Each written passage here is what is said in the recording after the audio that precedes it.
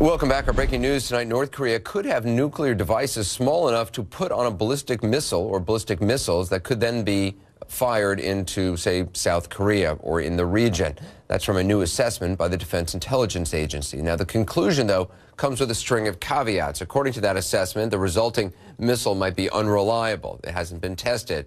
That and the authors say there's only moderate confidence in the overall conclusion.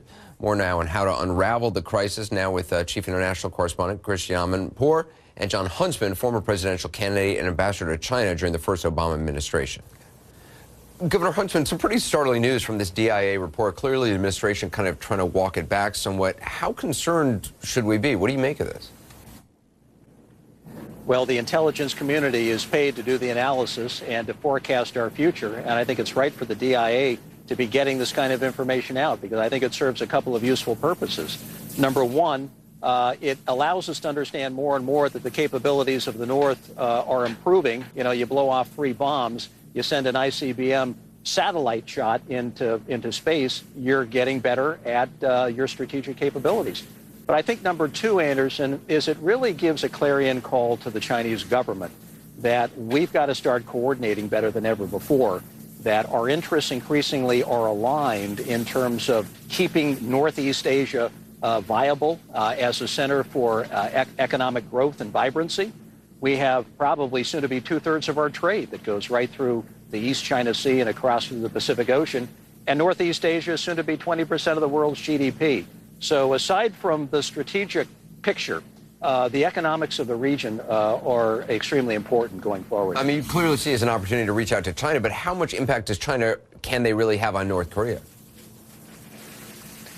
Well, my guess, having some experience here, is that they're delivering some pretty hard-hitting messages behind closed doors.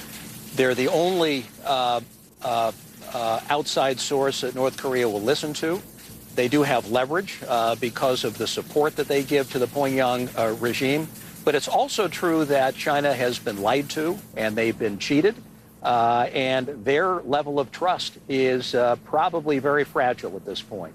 So you look at our shared opportunities, or at least our shared interests economically and strategically in the region, the prospects of a diminished economic picture because of the saber-rattling by the North, the talk of nuclear program development, if even highly unrealistic at this point, in South Korea and possibly even Japan.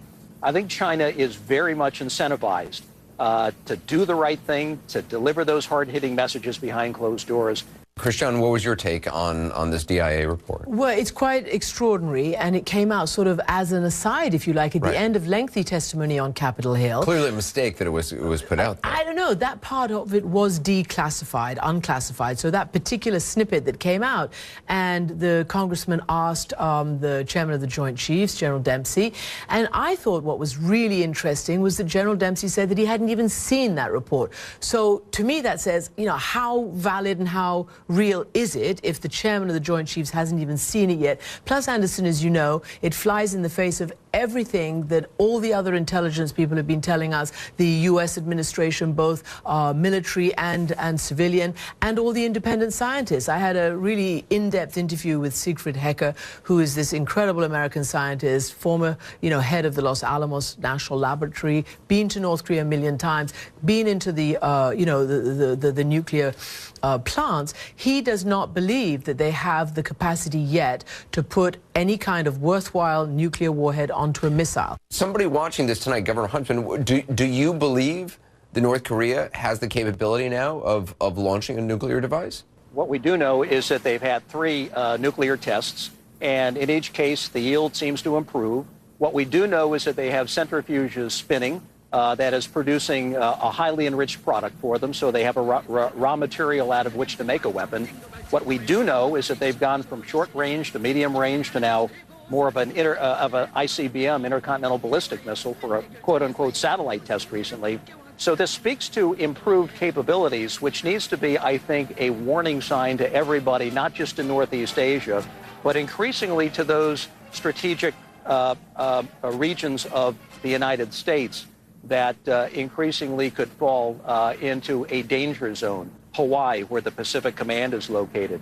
and Alaska, for example. And we have a major military presence now in Guam, to say nothing of some territories in the region.